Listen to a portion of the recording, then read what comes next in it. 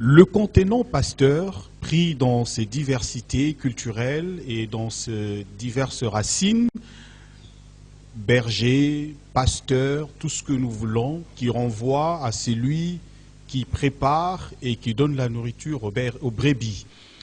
Il prédigère et sert cette nourriture à ce petit. Le contexte aujourd'hui de la politique renvoie le contenant dans un contenu. Lorsqu'on veut faire une certaine diversité, l'on se pose de questions, surtout cette question qui est celle de savoir si ce contenu pasteur peut également embrasser la vie politique. D'où le thème, le pasteur et la politique. En République démocratique du Congo particulièrement, on retrouve des tendances, ceux qui disent que cette manière de faire ne répond pas aux normes de la parole du Seigneur, aux Saintes Écritures. Il y en a d'autres également qui aujourd'hui occupent de postes politiques mais sont appelés pasteurs, évêques et tant d'autres. La dénomination ou la nomination dans ce titre et diversité, aujourd'hui l'on voudrait avec cet événement récent en savoir plus sur ces contenus pasteurs. La politique, bien entendu, la gestion de la res publica, est-ce que cela peut se mêler lorsqu'on regarde l'histoire de l'Église à l'homme de Dieu? Répondre à toutes ces préoccupations aujourd'hui de la population, bien entendu, de l'Église, nous retrouvons le pasteur Pierre Kaskasambakana, qui est responsable visionnaire de l'Église primitive ici en République démocratique du Congo, qui également, la vision a dépassé les frontières du pays, qui est avec nous. Pasteur, bienvenue. Merci. On retrouve également le frère Anthony Chamba, qui est dans la même vision, dans la même église primitive, qui accompagne également le pasteur Kass. Journaliste professionnel, qui a évolué ainsi dans le monde politique, son expérience peut s'avérer fondamentale sur ce plateau de débat religieux. Alors à l'extrême droite, un responsable de la Rose aux Croix d'Or, un mouvement qui a vu le jour en 1921, qui prône le Christ également, qui a autant rempli, qui est une personnalité, qui est également un élément important, où nous devons nous dépasser pour que nous arrivions à atteindre le Christ. Le frère Dieudonné Mbouy Mukenga, qui est avec nous, qui est également un des responsables, comme je l'ai dit, de la Rose Croix d'Or, ici en République démocratique du Congo. Bienvenue. Merci. Alors, la première question, pasteur Kass, responsable de l'Église primitive, pasteur connu, vous avez une notoriété, vous avez connu de décennies ici en République démocratique du Congo, vous êtes parmi les pionniers, vous êtes dans la maison qui a apporté le message de la fin de temps, ici en République démocratique du Congo. De grands pasteurs aujourd'hui que nous pouvons citer, entre guillemets, ce sont des gens qui venaient prendre des brochures dans votre maison. Alors, pasteur Kass, lorsqu'on veut définir le contenant et contenu pasteur, qu'est-ce que nous pouvons dire? Le pasteur, c'est le berger. C'est celui qui paie le troupeau du Seigneur. C'est celui qui nourrit les brebis du Seigneur, les agneaux du Seigneur. C'est celui qui peut conduire le troupeau dans un vert pâturage pour que les brebis se nourrissent et soient en bonne santé. Voilà ce que c'est qu'être pasteur ou berger. Voilà. Frère Dieudonné, pour vous, qui est un pasteur, c'est qui le pasteur? Merci pour la question. J'aborderai dans le même sens que le révérend Kass, qui dit pasteur, dit berger. Mais seulement, quand nous essayerons peut-être d'avancer dans le sujet pour comprendre si effectivement le pasteur peut jouer aussi le rôle dans le milieu politique, là on comprendra qu'il faudra faire la différence entre un pasteur engagé dans la politique et un pasteur qui reste vraiment dans son sacerdoce. Est-ce qu'il peut s'engager dans la politique? Et on le saura en avançant dans l'émission.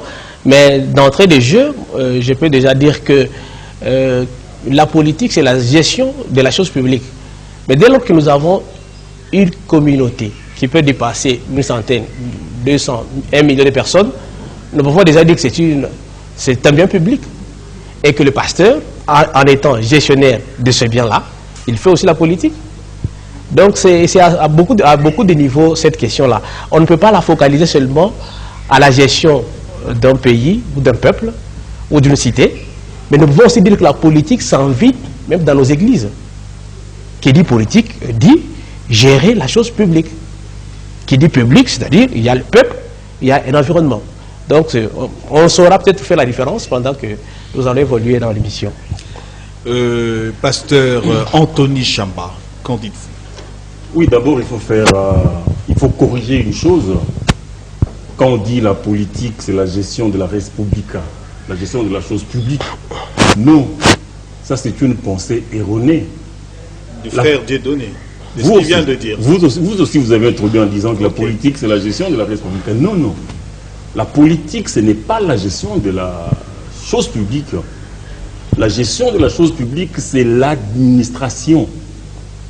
La politique se définit comme la manière de faire pour conquérir le pouvoir et le conserver le plus longtemps possible à n'importe quel prix et de n'importe quelle manière. Pardon? La politique active maintenant. Non, mais quand je dis la politique, ce n'est pas la gestion de la res publica. Parce que vous allez vous souvenir dans un passé récent, la Belgique est restée pratiquement une année sans gouvernement. Mais le pays était géré. Il y avait l'administration qui gérait la chose publique.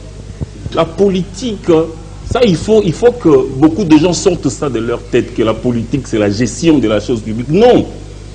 La gestion de la chose publique c'est l'administration. C'est ce que Joseph avait fait en Égypte après le rêve de Pharaon. Les deux rêves qui signifiaient quasiment la même chose. La période des vaches maigres et la période des vaches grasses. On a vu les épis gras qui ont bouffé les épis maigres. C'est-à-dire cette année de sécheresse et cette année d'abondance. Après que Joseph eut expliqué ce rêve au Pharaon, il a conseillé au Pharaon, il a dit, cherche quelqu'un d'intelligent qui peut gérer cette situation. Et Pharaon a dit, il n'y a personne de plus intelligent que toi pour gérer ça. Pas pour faire de la politique, pour gérer la cité. J'ai comme l'impression qu'on revient au même. Pardon? J'ai comme l'impression qu'on revient toujours à la gestion de la res publica. C'est l'administration, c'est pas la politique. Joseph, vous avez rejoint pratiquement le frère Dieudonné également. Lui, il a dit la politique, c'est la gestion de la cité. Moi, je dis la gestion de la cité, ce n'est pas la politique, c'est l'administration. Ce que Joseph avait fait en Égypte, ce n'était pas la politique.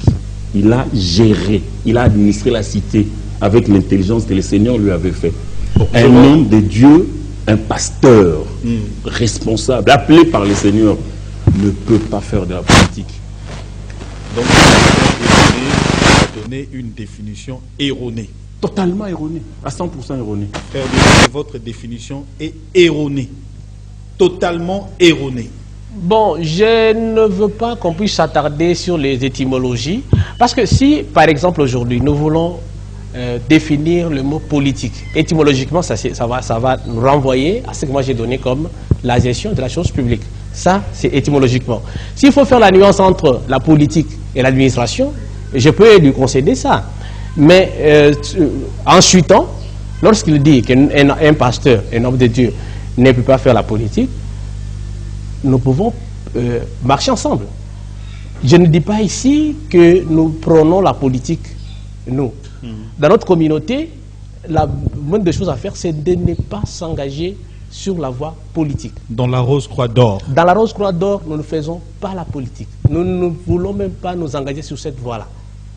Et ça, dès qu'un membre se présente chez nous, pour pouvoir adhérer, parmi les principes que nous lui montrons, nous lui disons, ici, on ne fait pas la politique. Donc, il n'a pas d'excuse pour dire que nous, voilà, j'ai des ambitions de devenir député, devenir gouverneur, ministre. Là, chez nous, vous ne le trouverez pas. Pasteur Cass, je reviens à vous. Vous avez donné une définition avec un contenu riche sur le pasteur.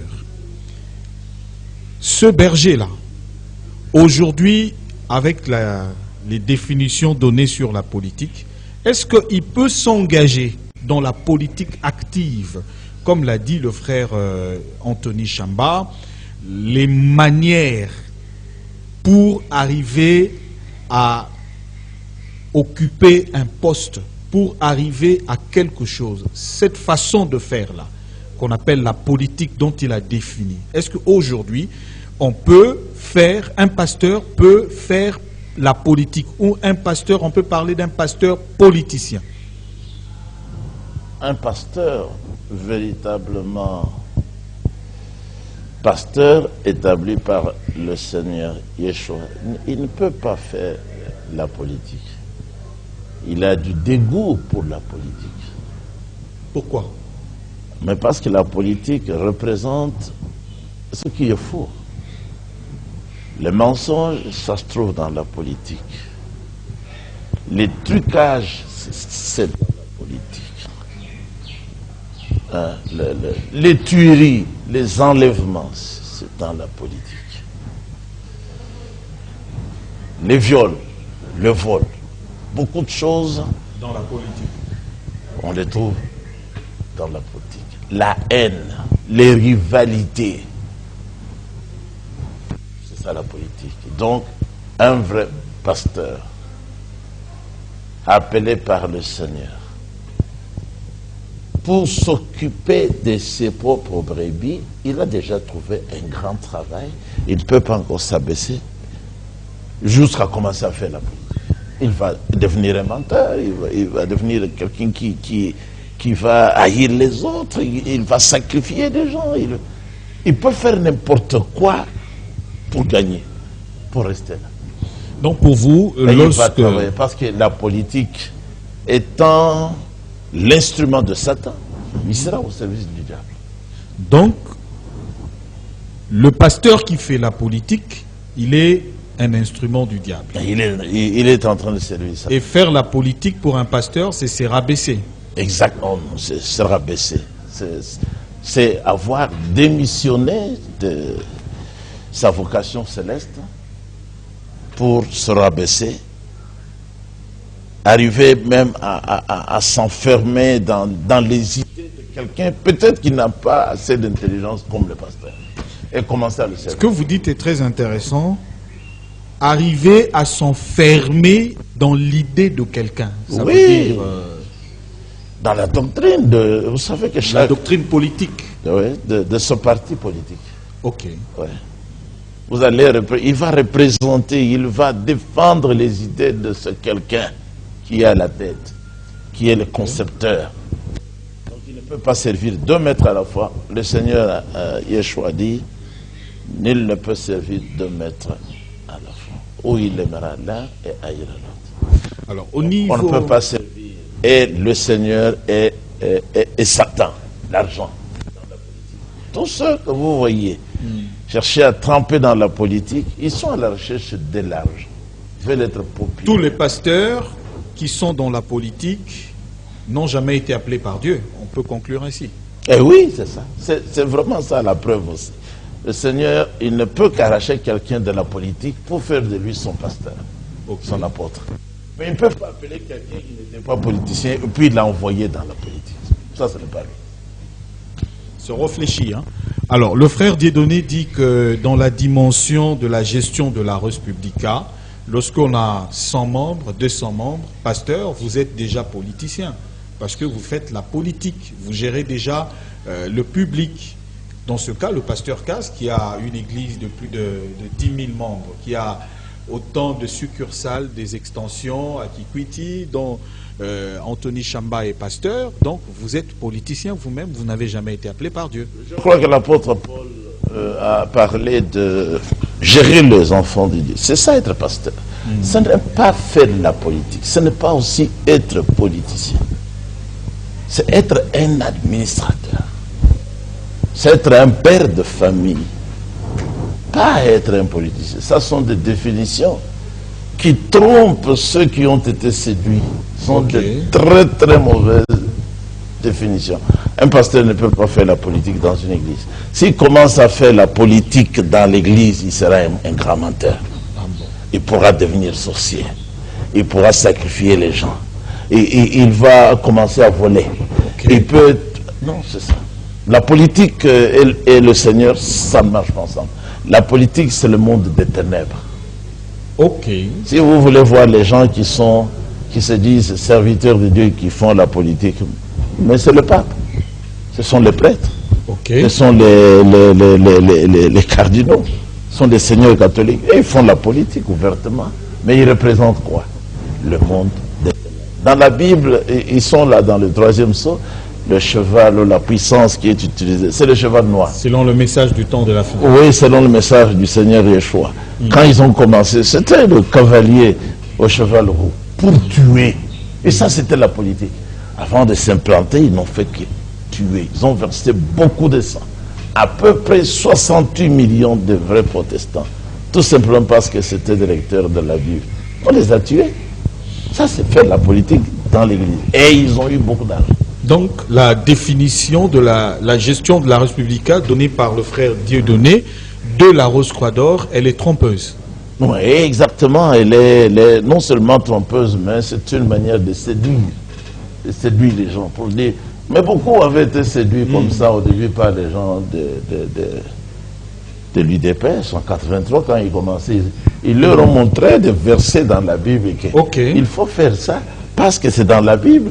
Vous voyez, c'est Dieu qui nous a donné ça, pour gérer ça, pour cultiver pour ça. Alors il faut... Ils sont entrés pour faire la politique.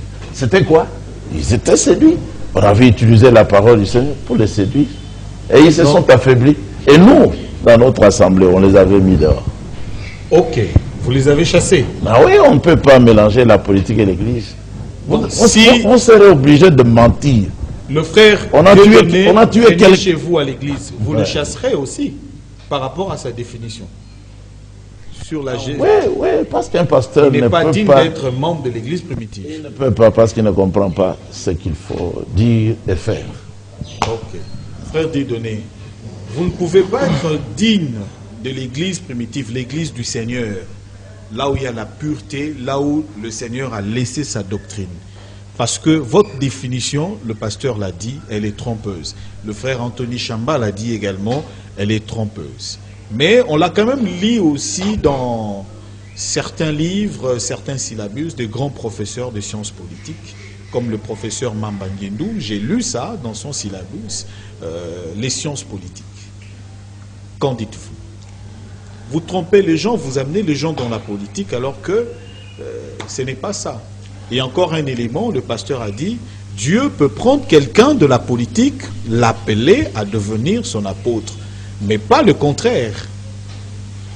Oui, j'ai l'impression que je ne me suis pas bien fait comprendre. Nous disons ceci. Nous, à l'école internationale de la Rose-Croix d'Or, nous n'acceptons pas dans nos rangs les politiciens. Okay. Et ceux qui viennent chez nous, avec des ambitions politiciennes, même masquées, nous leur montrons déjà notre statut pour dire qu'ici, on ne fait pas la politique et nous ne voulons pas avoir des gens dans nos rangs qui sont praticiens, politiciens. Ça, c'est clair.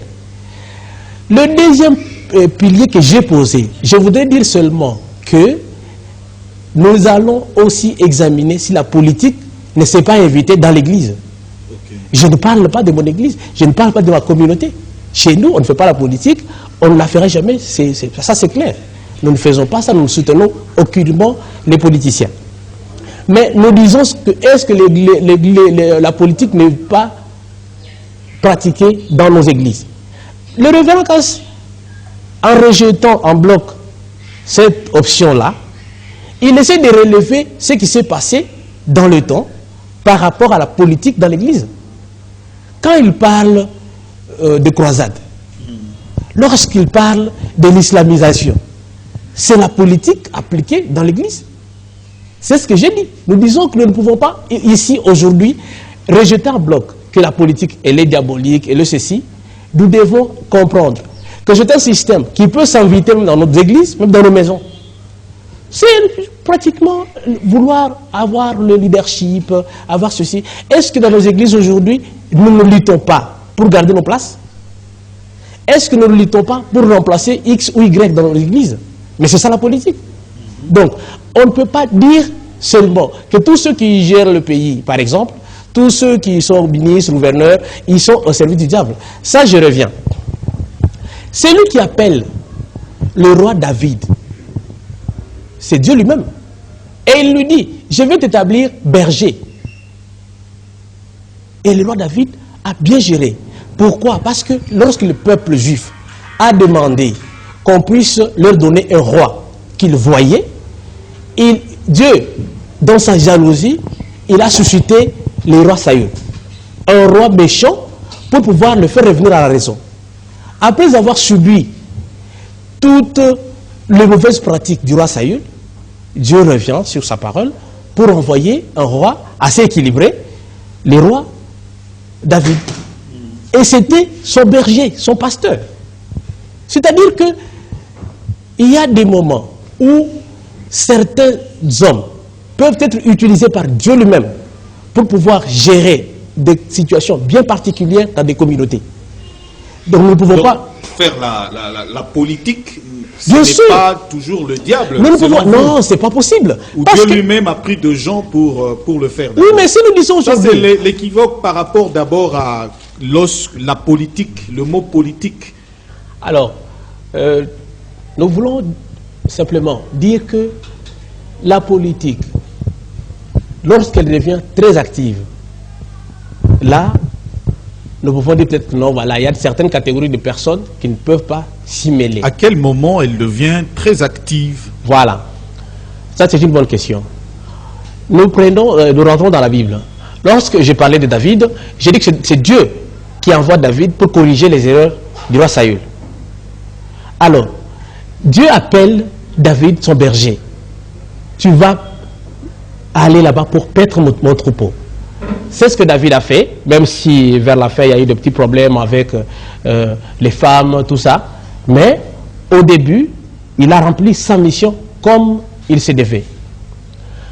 Moïse, lorsqu'il vient avec le message pour dire aux Israéliens que nous devons quitter cette terre d'Égypte pour rentrer vers la terre promise, ça c'est de la politique active. Alors la part des choses c'est que lorsque vous vous engagez sur une telle voie, avec un objectif bien déterminé, vous devez aussi assumer les conséquences. Les conséquences, c'est quoi? Dès que vous pratiquez la politique active, le pasteur Cass l'a bien dit, il y a le mensonge qui intervient. Nous avons vu Abraham demander à Sarah de mentir devant Pharaon, qu'elle n'était pas sa femme. Nous avons vu plusieurs abus comme ça. Il y a le meurtre, il y a la tricherie, il y a le coup bas, il y a tout ça autour de la politique active.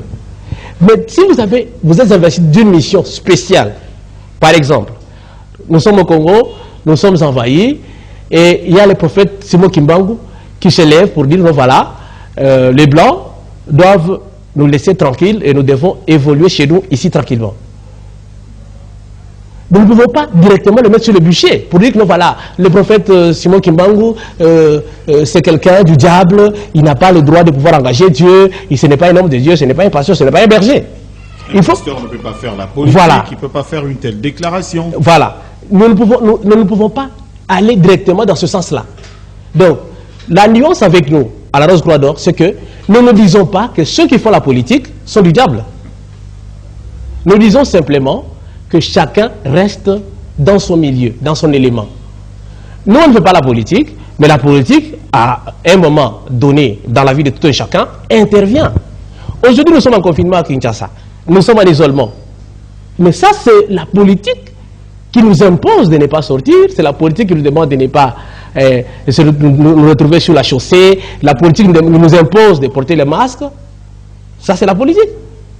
Est-ce que c'est du diable? Point d'interrogation. Si aujourd'hui le révérend Cass porte son masque, il a obéi à une ordonnance présidentielle. Et si nous disons que tout politicien est du diable, ça signifie qu'il a obéi à une loi diabolique. Donc nous devons faire la part des choses. Nous disons qu'un homme de Dieu, c'est lui qui a une mission. Un homme de Dieu pour nous, c'est quelqu'un qui vient pour dire, voilà, ici sur la terre, ce n'est pas chez nous. Nous devons rentrer vers notre terre promise ou la patrie perdue. Cet homme de Dieu-là n'a qu'une seule mission. Nous devons rentrer à la maison du Père. C'est ce que Jésus a fait. C'est ainsi que lorsqu'il s'est retrouvé sur la montagne de la transfiguration, on lui propose, par les apôtres, par Pierre et les autres, est-ce que nous ne pouvons pas construire 3 temples ici? 3 tentes ici, l'une pour toi, l'autre pour Moïse, l'autre pour Élie. Et la voix dit, non, c'est mon fils bien-aimé, vous devez le suivre. Nous devons suivre Christ. Mais le Christ dit, mon royaume n'est pas de ce monde. Le politicien vient pour améliorer nos situations de vie.